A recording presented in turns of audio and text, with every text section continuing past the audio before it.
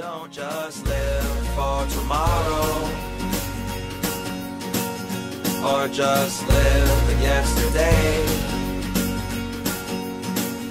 Just be glad for all you have that's in today. And though you've come through many obstacles. Hey everyone, Connie here, and welcome to my blind reaction to Centaurworld Season 2, Episode 6. So last time we got the backstory episode, and yeah, we learned a lot more about most of our characters, with the exception of Zulius. We learned a lot more about Durpleton, and how he had neglectful and borderline abusive parents who abandoned him on the side of the road. One of which, his mother, was voiced by Wendy Malick, and that throws me so fucking off. Because I'm not used to Wendy Malick playing a bad parent.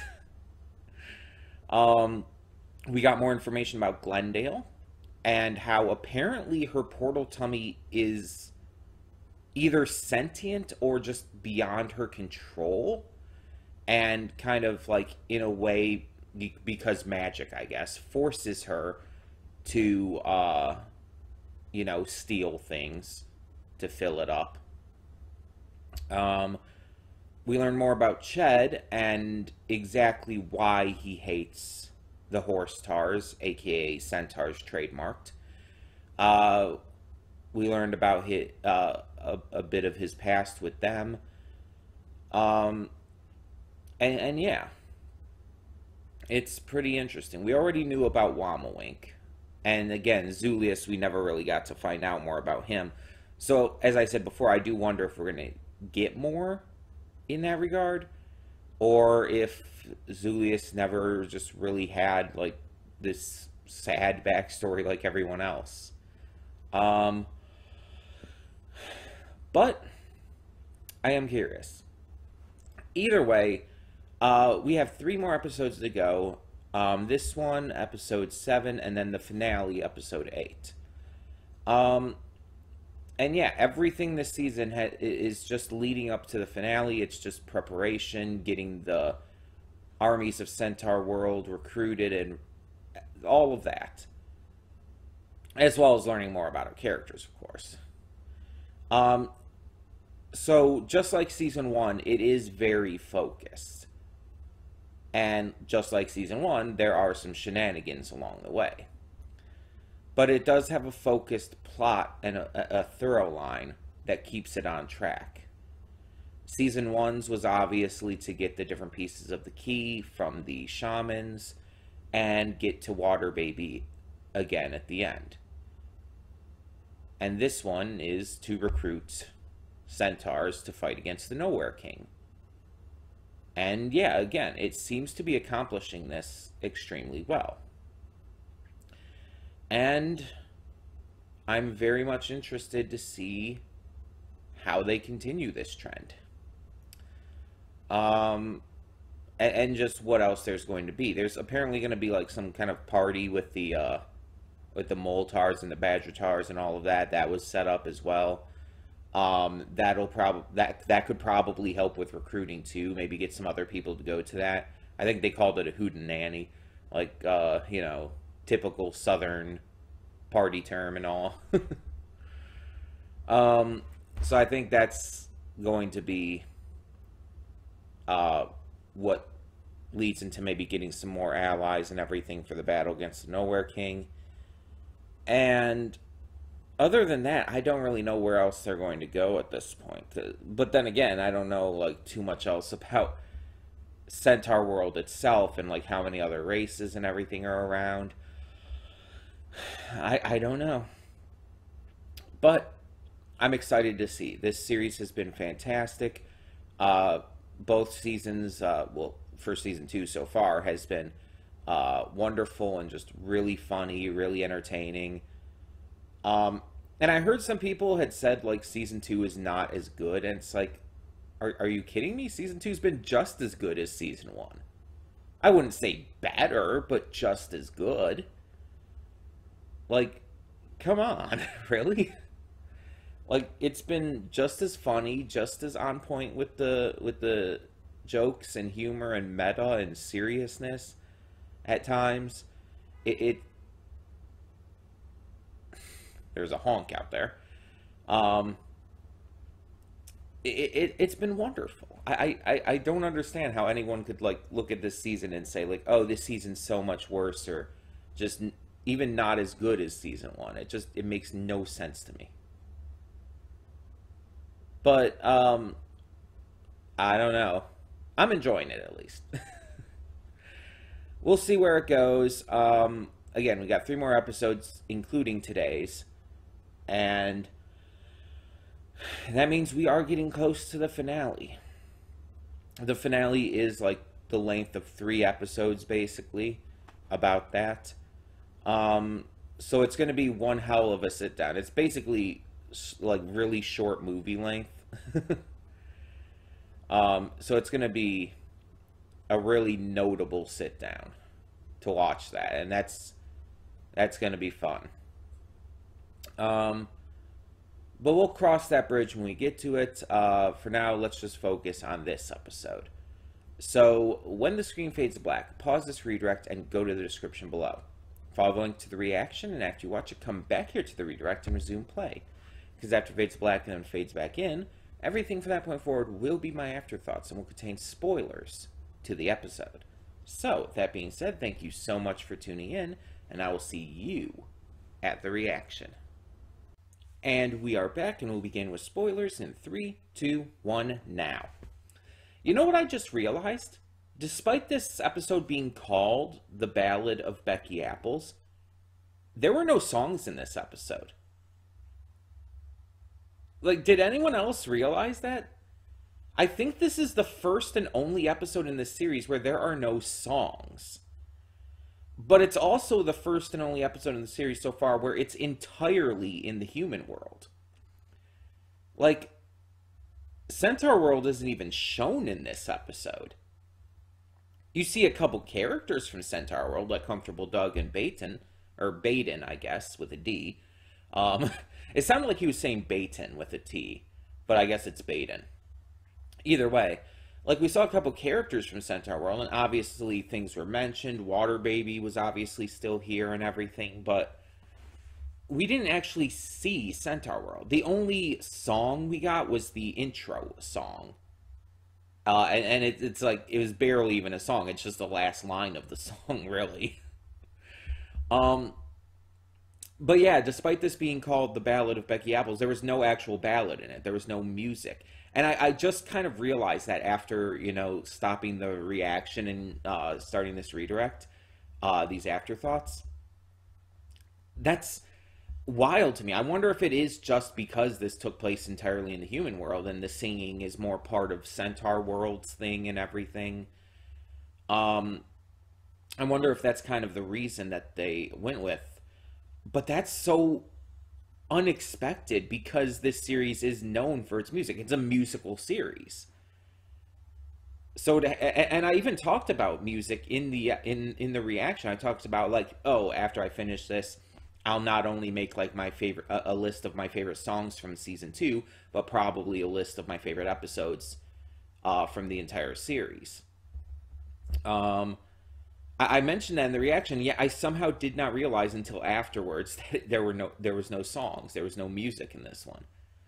But I also think that's a good thing.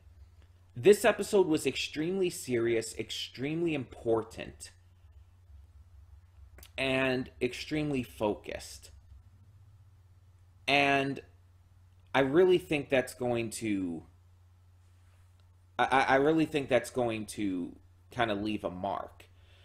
The fact that there was no music in this shows kind of what this episode set out to do. And I kind of feel like everything in it is important to some degree. And that includes those two, I guess you would call them thieves on the road, who tried to take the apples from Ryder.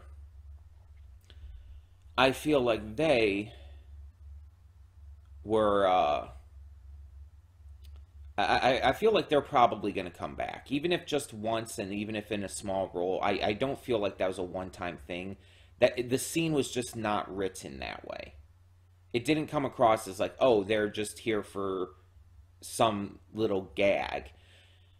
Because the entire thing about them wanting to try apples and all, and it's like there's so much implication in just everything that was shown with them. They've got to show up at least once more. I don't know if that means they'll end up joining the general's army and everything, but it's possible. Becky Apples, obviously the big thing with her in this is that she doesn't really listen to orders, kind of does her own thing, and is kind of scary in terms of taking out minotaurs and everything, and is very apparently bloodthirsty. To the point where she has a notable kill count against these minotaurs, it seems. So that's fun. But yeah, it's... obviously the focus was on Ryder and her trying to get the key back. It didn't end up working out, but she did free Water Baby, and that definitely does help. That gives them a big advantage having magic on their side, plus getting ready to bring in the rest of the centaurs who will join them in this battle. So there's a lot that's getting prepped for, a lot that's getting set up in this episode. The general has accepted the help from the centaurs and is agreeing to go along with their plan, which is great. We got to see Baden turned into a super minotaur, as I'm still just going to call them. And I really do wonder if that's going to come back at all. I wonder if Baden's like going to be able to like come to terms and remember who he is and be able to like maybe live in this way. I mean, like Stabby kind of made a new life for himself, even though he's a minotaur and everything, and kind of just continued to, well, continue on, basically. But I don't know how it is with a super minotaur. Like, how much consciousness is still in there? I feel like that's going to come back too. There's no way it's not, I feel. But yeah, a lot of this episode was just the intense infiltration and escape from the Nowhere King's castle. And getting to see the Nowhere King himself again was very much something I'm glad that we got to check in again with before the finale. Because he just holds so much presence over everyone else. Like, the Minotaurs are intimidating to a degree, sure. The Super Minotaurs are scary, but the Nowhere King is a whole new level. He is the villain of this series, and he holds all of that presence. He holds all of that fear. And like when he fed on that Minotaur, it's like just the way his mouth just gaped open that like horrifyingly, and he just swallowed the shit out of him. It's like, Jesus fuck, that's scary. And it's like, yeah, okay. We're doing this. This is a serious episode. There was a little bit of comedy in here, and that's fair. Like, even serious movies and shows and episodes of shows will still have some level of comedy. But that doesn't stop them from being serious.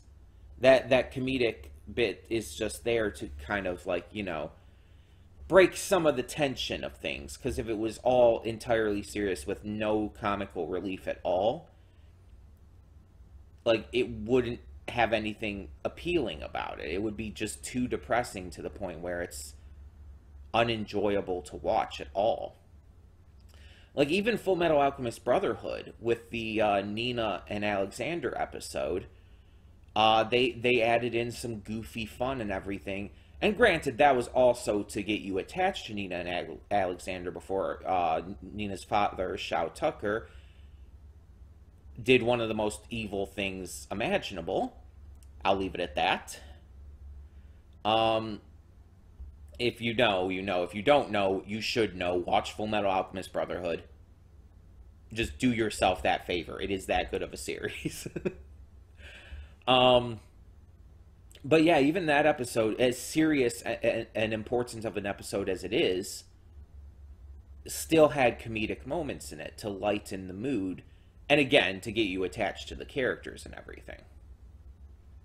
But it definitely lightens the mood and keeps it from being too overly intense the entire time. It allows you to enjoy the episode while also finding and appreciating and being fucked up by the darkness of it.